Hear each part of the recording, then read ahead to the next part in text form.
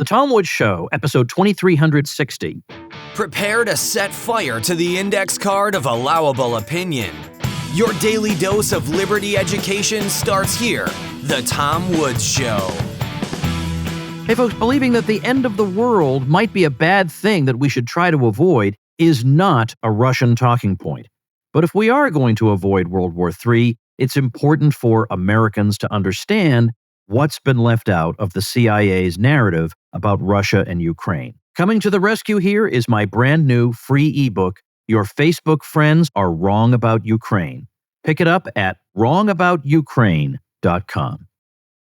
Hey everybody, welcome to the Tom Woods Show. Our old friend Vivek Ramaswamy is with us. Of course, you know he is a GOP candidate for president, an entrepreneur, an author. He's been outspoken about the horrific ESG nonsense and wokeism and all kinds of terrible, terrible things. He has been a champion for justice in all those things. So Vivek, welcome back. It's good to be on, Tom. How you doing? I'm doing well, and I'm calling an audible a little bit. We have a few things that we want to discuss later, but there's been a big item in the news, and of course that is the Supreme Court's decision in a case involving Harvard and UNC and their affirmative action policies. And I have to say, I was surprised to see the court take such a hard line against them, but they certainly did. And you and I are both Harvard people, and I'm on their mailing list, you probably are too. We got an email from them the other day that more or less, from my reading, sounded like they were saying, we're going to put our heads together and figure out a way around this somehow. Yeah, they already are, basically. So in preparation for this decision, it looks like what a lot of elite universities have been doing is saying they're looking for the second best way to still stop what they view, and they're deathly frightened of it, an influx of, to borrow the parlance of the left, which I despise, people who look like me. Really, I think is what they're solving for. Asian Americans and then secondarily white people flooding Harvard's admissions ranks. That's what they're deathly afraid of. And so they're already starting to deprioritize test scores. They're already starting to deprioritize any quantitative metrics. I think they're already looking at zip codes and other ways of having proxies of what they'll call geographic diversity. So this is a cat and mouse game, but I think this was a step in the right direction. It's not a destination. To the contrary, affirmative action pervades nearly every sphere of American life. One of the things I've said is that as U.S. president, I said this on day one, actually, of my presidential campaign, this issue is near and dear to my heart. It's different. It's at a different level of how personal this is to me. As somebody in America whose achievement was my ticket to get ahead, right? I grew up in Southwest Ohio as the kid of immigrants who came to this country with not a lot of money. Yeah, we went through our own version of hardships. So I don't have a ton of patience to hear about somebody who looks like somebody to whom a bad thing once happened that feels entitled to, race-based quota system in a society that is codified in an anti-meritocratic way. I think America's founded on merit, and I'll fight for that. I've said I would rescind Lyndon Johnson's Executive Order 11246, which created affirmative action in the private sector. That's an executive order that effectively requires you, if you're a government contractor, to adopt race-based quota systems. That's 20% of the U.S. workforce right there. So I view the Supreme Court decision as a first step. Things I'll need to do as U.S. president, instruct the Department of Justice to actually make sure that these universities are following the law rather than finding workarounds, which are effectively illegal, disguised behaviors to achieve the same racially motivated results. And then also take this ruling and its core contention to other spheres of American life that interface with the U.S. government as well, like the government contractors that are bound by those same constraints that come from the federal government. And I think that this will be a step to reviving our national identity centered on merit itself. Some people push back on this idea, what is merit? And so I prefer to define it.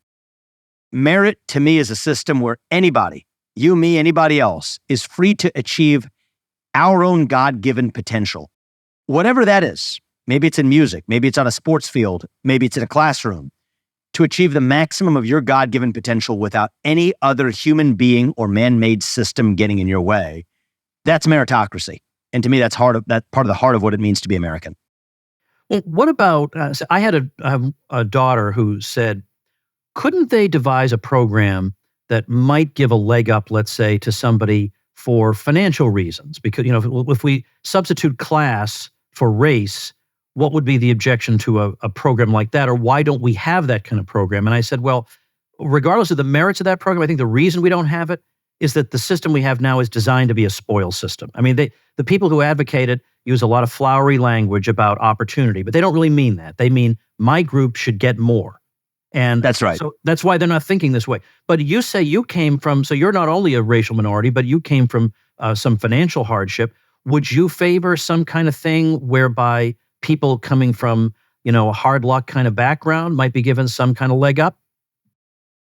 If it was a binary choice in a two-choice, multiple-choice option, I would certainly choose that over race-based quota systems because I think it's inherently less divisive. However, I stand in the favor of merit. Allow actually whoever they are to achieve their maximum God-given potential without letting any man-made system stand in the way. We do have other man-made systems that do stand in the way of poor Americans, but that's not at the level of college. That's at the level of K through 12 education starting at a very young age. That's why I favor universal school choice programs and other measures to dismantle the monopoly that public teachers unions fundamentally have over our kids. So I'm a fervent advocate of true equality of opportunity in this country, and there are many ways where we have room for improvement. But the way we fix that should not be on the back end where we put a racial Band-Aid on it on the back end. And the funny thing is, if you double click in it, the system's doubly senseless because there's actually, at least as of 2004, Henry Louis Gates Jr., who was a professor at Harvard at the time that you and I were both there, found that a majority, up to potentially 2/3 of Black Americans who Harvard admitted were not descendants of slaves, which is supposedly the justification for the corrections to systemic racism rooted in slavery that affirmative action was supposed to correct for. They were descendants of immigrants, people like my parents as well. But the way we actually solved for it is literally, it's a system that says, you look like someone to whom a bad thing once happened, so we'll reward you. And you look like someone who once did a bad thing, and therefore will penalize you. If you go in that direction, the possibilities are endless. I mean, there's about 1 million European slaves who were enslaved by Barbary pirates.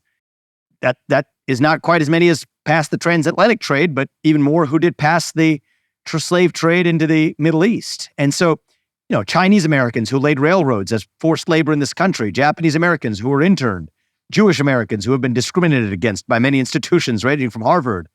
We then enter the oppression Olympics, the victimhood Olympics. And I think there is no winner in America's victimhood Olympics.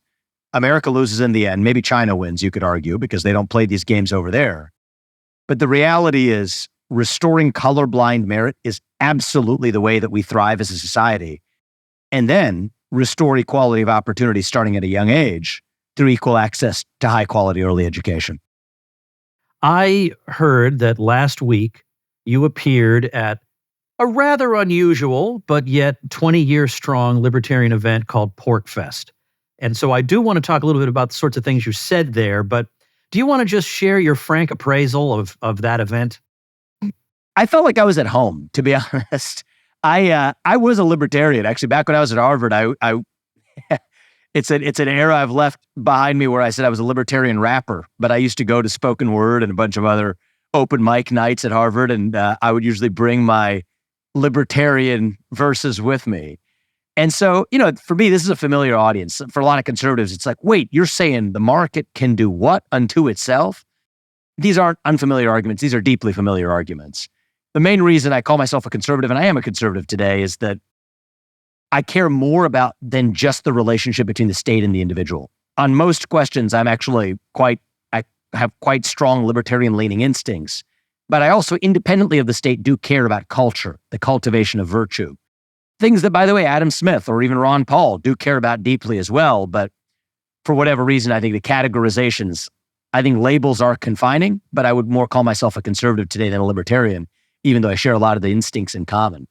So the positions that I have with respect to ending the war in Ukraine, for example, I think resonate more with the Pork Fest and libertarian audience more than they do even with the classic Republican Party or Democrat Party of today. Yeah. I'm not a classic partisan person who grew up in partisan politics.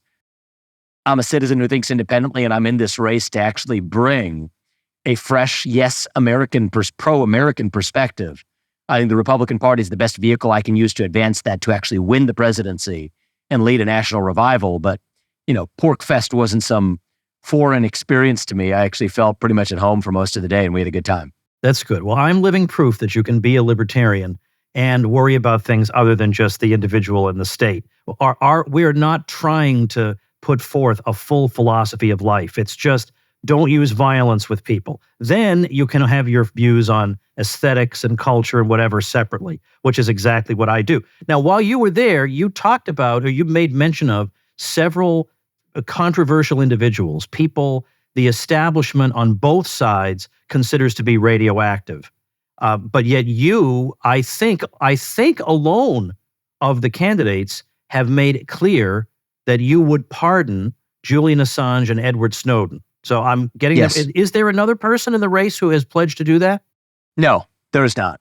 There are other people who have occasionally been asked and pay lip service and say rosy things.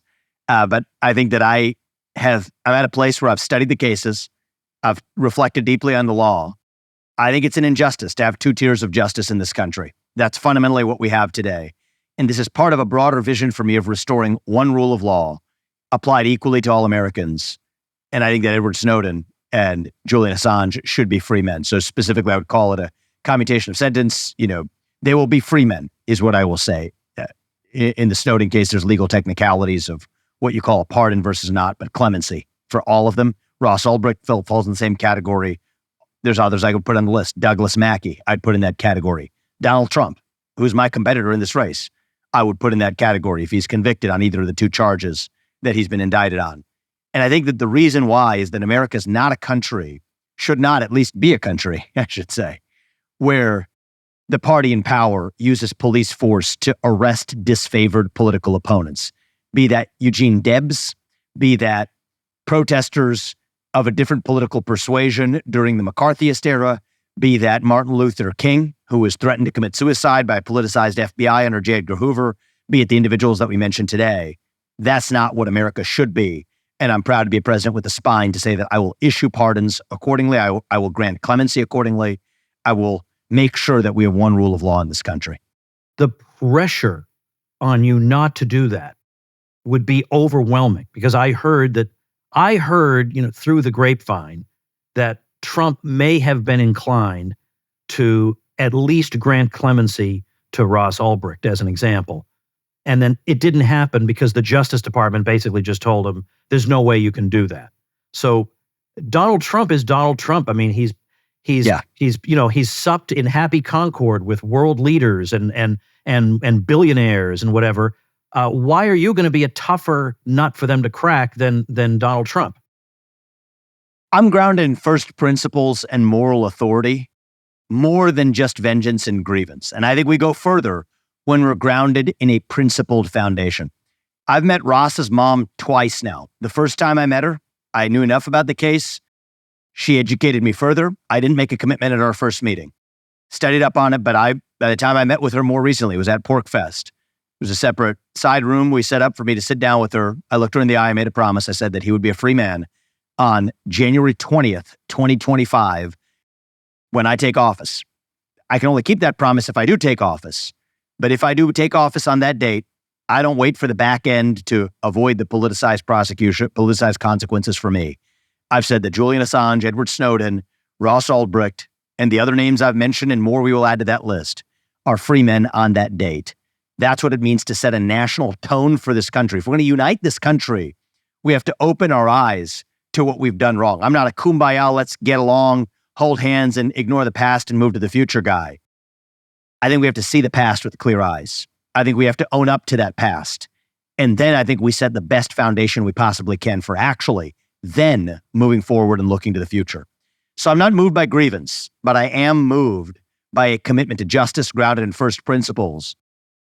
And I think that we go further with our own agenda, even our stated agenda, even our stated America First agenda, than if we're just moved by personal grievance.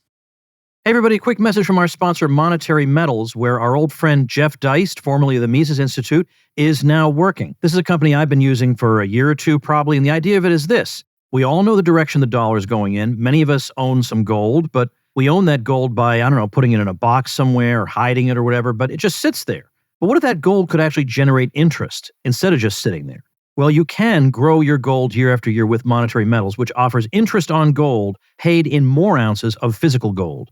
You can earn 2 to 4% on gold and silver in their leasing program, which supports qualified gold-using businesses. And if you're an accredited investor, you can earn higher returns, think double digits, in their gold bond offerings. All the interest is paid in physical ounces of gold, so your total ounces grow and compound year after year. So over a 10-year period, 2.5 annual, 100 ounces becomes 128. At 3%, 100 ounces becomes 134. At 4%, 100 ounces becomes 148 ounces. You get the idea. They've been at this for 7 years now. As I say, Jeff Deist recently joined forces with them, and their vice president of relationships, Addison Quayle, has been a guest on the Tom Woods Show. He's been a guest in my home. I've seen him for years and years at all kinds of libertarian conferences. These are all our people doing something really, really creative and important. So start saving and earning in gold. Go to monetary-metals.com/woods to learn more about how to get started with your account. That's monetary-metals.com/woods. You also, in this context, commented on the Espionage Act and what your posture is in connection with that. So can you take a minute to talk about that? Yeah, this is one of the most un-American statutes ever passed. It was in 1917, passed and signed into law by Woodrow Wilson, the godfather, I will call him, of the administrative state. A lot of people don't know that. It was a law literally passed to silence political dissent, specifically anti-war dissent, during World War I. It was used to round up hundreds of anti-war activists who were imprisoned. Eugene Debs was put into prison for criticizing the Espionage Act itself. Keep in mind, this is the same statute that is now being used to lock up political opponents of a different persuasion. I mean, Julian Assange has suffered at the hands of this statute. Now it's Donald Trump suffering at the hands of this statute. What I've said is that I would demand that Congress repeal it. And in the meantime, one of the things about my presidential candidacy is I won't make any promises that are contingent on Congress acting. The promises that I make, the commitments that I make, the efforts, there will be best efforts to use my authority as an executive to do what an executive is already legally empowered to do. What's the executive legally empowered to do? I will instruct the Department of Justice not to enforce the Espionage Act, which I view as unconstitutional as it exists today. So that gives you a taste of how I think about restoring justice in the Department of Injustice, which is what it is today, to actually turn it into a name that befits it, the Department of Justice itself.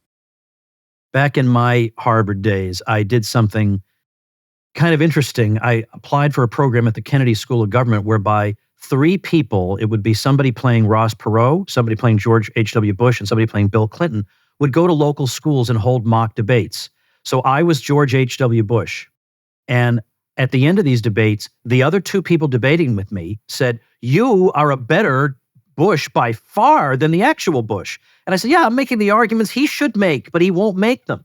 And so along those lines, I want to know, what do you think is an issue that is a clear winner for Republicans, but yet they run away from? I think ending the war in Ukraine on terms that actually advance American interests. Most of the Republican Party's on the other side of this.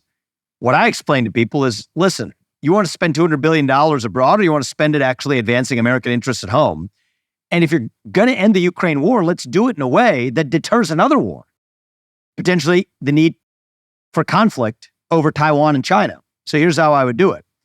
End the Ukraine war on terms that require, in return for freezing the current lines of control, in return for guaranteeing that NATO would never admit Ukraine, require Putin to exit his military alliance with China. That forces Xi Jinping to have to think twice before he invades Taiwan, which is how you actually deter Xi from going after Taiwan without going to war over Taiwan. It's part of a broader foreign policy vision that I have of restoring a trilateral international order rather than the bilateral one we have today that's more likely to take us to war with China. That's how we achieve peace.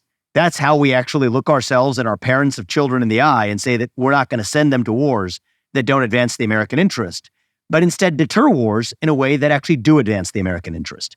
I think it's a clear winner if explained properly. They're shying away from it. I think the other thing that Republicans shy away from a little bit is the crony capitalism when it comes to banking. It's shameful that not more of the Republican Party could not stand up with me and say that the intervention in the case of the Silicon Valley Bank depositors was absolutely a form of government overreach. And there's other presidential candidates, one of whom is one of the top 2 contenders who had his presidential campaign launched by in a conversation with one of his mega donors who happens to be one of the biggest proponents of that bank bailout. It's not a criticism of anyone, it's just a statement of facts as to why the Republican Party behaves the way it does. Many of those large donors said they weren't going to donate to me, as though they were threatening me to change my position. I kept my position. I don't believe in crony capitalism. It's not even capitalism. I won't dignify it by calling that. It's just raw cronyism. And so I think on issues ranging from bank bailouts and corporate welfare to electric vehicle subsidies to exiting the war in Ukraine, this is low-hanging political fruit if you're actually independent of your donor master class. The day we're literally talking right now, it's either right now or yesterday or whenever it was, I put another $5 million check into our campaign after the $10+ million that we put in initially. I've lived the full American dream. I believe in meritocracy for a reason. I did it on my own efforts and hard work and dedication, and I won't apologize for that. But that allows me to actually declare independence of that donor class. That actually is a little bit of a donor class that's bipartisan in nature, that does constrain what Republicans can say on Ukraine or bank bailouts or other issues where I've been as dismantling the administrative state, where I've been as vocal as I have been.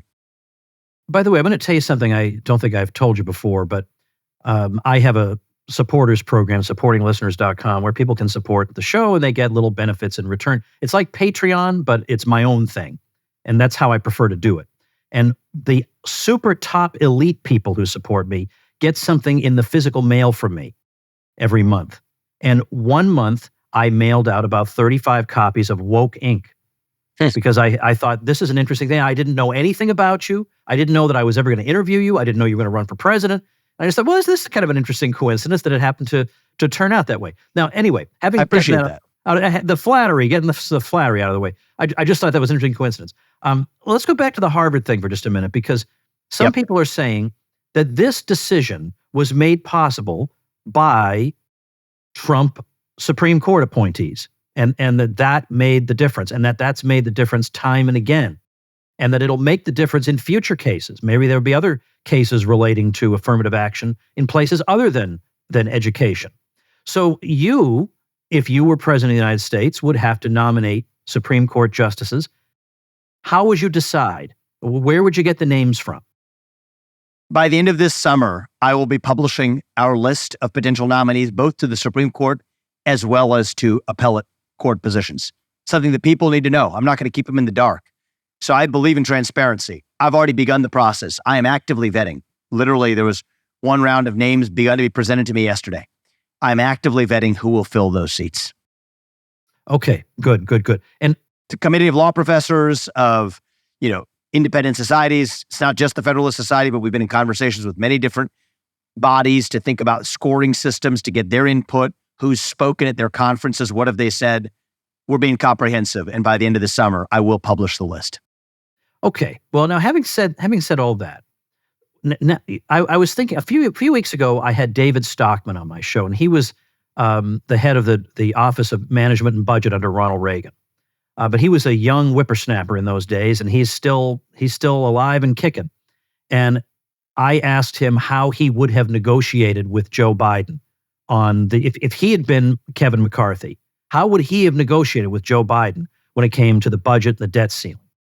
And I said, it's hard, though, for me to get interested or care about this issue, because I know what's going to happen. Every time we have one of these, we know what's going to happen. I mean, nobody is in suspense. They'll end up raising the debt limit. The Republicans will cave, but we know every single thing that's going to happen.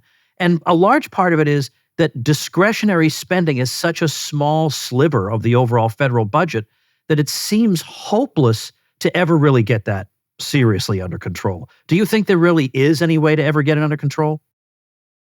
Yes, there is. I think that I'm going to be a realist here. I think we are actually lacking a political consensus in the country itself. So it's not just a dysfunction of Washington issue here, although that's part of it. I mean, shutting down the administrative state is part of it, because the administrative state is the invisible hand that guides Congress to behave in the way they do. That's something that I, as U.S. president, have the capability to shut down. And Tom, I don't like to boast about a lot of things, but one thing I will say is I think I'm the single presidential candidate who's probably run in the last generation who has the deepest understanding of how to actually shut down the administrative state on strong constitutional and statutory authority. So that's part of how we get spending under control. 5 U.S.C. 3302 empowers the U.S. president to set the regulations governing the Office of Personnel Management, OPM. It's the HR department of the federal government. Get rid of the collective bargaining agreements. Get rid of a lot of the civil service protections as applied to mass layoffs. Those only apply, the law, to individual firings. But we're talking about mass layoffs, as I've planned to bring to the federal government, reduce the federal employee headcount by over 75% by the end of my first term. I'm aiming to get to over 50% by the end of year one. That's a big part of how we also rein in federal expenditures. It's not just their headcount costs.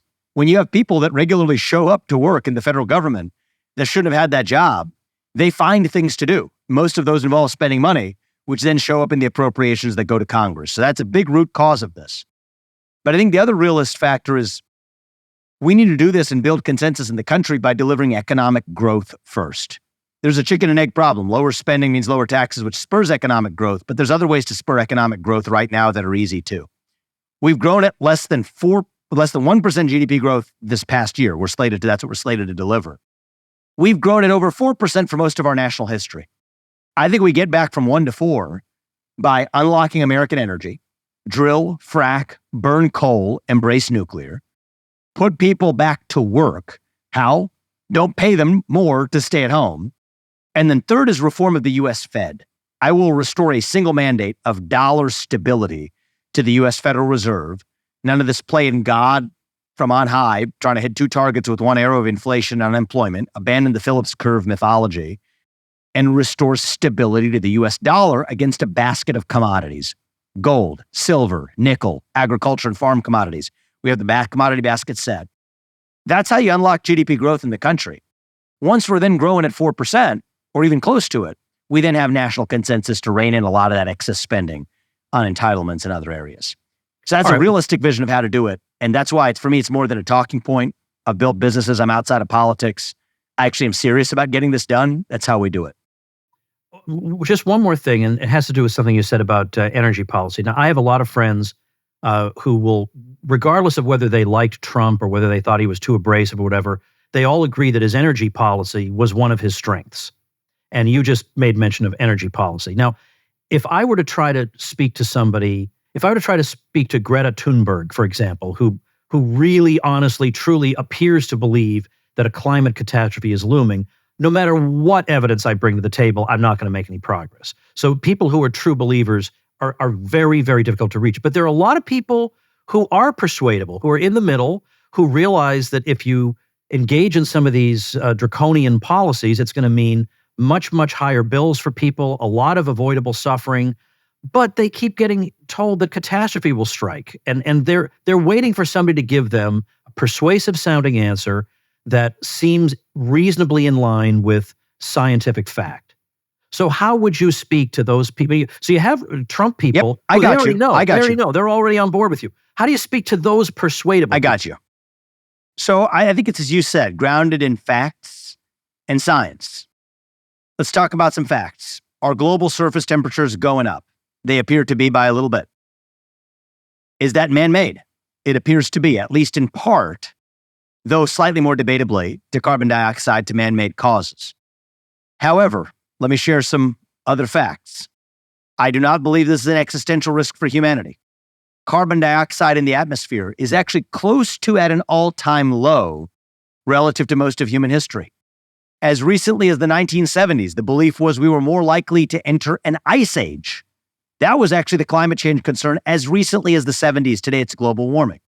The Earth today is covered by more green surface area coverage than it was just a century ago. Why? Because carbon is plant food. Carbon dioxide is plant food. And they tend to grow in actually warmer climates. So that's an equilibrating, self-healing mechanism. The Earth has built in, as it always had, self-corrective mechanisms for increases and slight changes in the global atmosphere. Now let's talk about the right plan to fight it. 8 times as many people die of cold temperatures as warm ones, and the right answer to all temperature-related deaths is, of course, more plentiful access and reliable access to fossil fuels. You want to look at the last century. Again, these are just hard facts, indisputable facts. I don't think you're going to find an educated person on any side of this debate that's going to press back on me on this. The number of climate-related disasters in 1920, for every 100 people that died, 2 died today. 98% reduction. in the climate disaster-related death rate. So this is, and why, by the way, why is that? Advances powered by fossil fuels. So I think we need to stop measuring the impact and start measuring human flourishing. The anti-impact framework, I think, is particularly wrong. And where does the Greta Thunberg piece come in? It's a religious cult, actually, that has less to do with the climate and more to do with global equity, of letting the rest of the world catch up. Because if it were about anything else, people would worry equally about carbon emissions that we shift from the West to places like China, but they don't. And last time they checked, it was supposed to be global warming. Otherwise, the same people who are opposed to carbon emissions wouldn't also be opposed to nuclear energy, the best known form of carbon-free energy production known to mankind. Why? Because nuclear energy might be too good at actually solving that problem. It has nothing to do with the climate, little to do with the climate, I would say, at least, and everything to do with letting the rest of the world catch up. And once you see that with clear eyes, I say, let's all measure human flourishing, human prosperity. Alex Epstein has been great on this issue as well. I was just going to ask, you sound like you've been influenced by him. I've been influenced by him. I mean, I think that a lot of what I'm saying also reflects conclusions from Kunin, from Bjorn Lomborg, from my own independent reading of the primary sources, but Alex Epstein has been spot on and excellent on this. The human flourishing point, it's in particular, comes from Alex Epstein and his great book, Fossil Future, which I largely agree with. That's what truth is founded on. Our campaign slogan is one word: truth. America was founded on the truth. I'm speaking the truth in the open in this campaign. That's how I think we will win this in a landslide election in 2024 like Reagan did in 1980. That's how we unify the country and unite the country. I'm going to need my libertarians to come along with me. If you need to hold your nose, then hold your nose, but still vote in the Republican primary. You won't agree with 100%, but you'll probably agree with 90+% of what I say. And I'm not in this to make a point. I'm in this to actually deliver a national revival. Donald Trump, I'm ahead of where he was in June of 2015, actually. Apples to apples. The latest Fox News poll as of 24 hours ago from when we're talking now, I'm in third place with still low name ID. Most of the country still doesn't know who I am. It's a distant third, but I'm polling a third in some of these polls already. We haven't even had the first debate. I'm in this to actually win. And so even if you're libertarian inclined, I'm a one-time libertarian. We agree on 90% of things. I need your help. Show up for the Republican primary. Honestly, give $1. Give whatever you can at Vivek2024.com. If you guys do your part, I promise you I'll do mine. All right. So the website, once again, Vivek2024.com. That's Vivek.com. Check that out. Vivek2024.com. Yep. Oh, I beg your pardon. I'm sorry. Vivek2024.com. I was so focused on spelling your name that okay. Vivek2024.com. Check that out, everybody. Thank you, Vivek, and thank you, ladies and gentlemen. I appreciate it, Tom. Thank you. Become a smarter libertarian in just 30 minutes a day. Visit TomWoods.com to subscribe to the show for free, and we'll see you next time. Like the sound of The Tom Woods Show? My audio production is provided by Podsworth Media. Check them out at podsworth.com.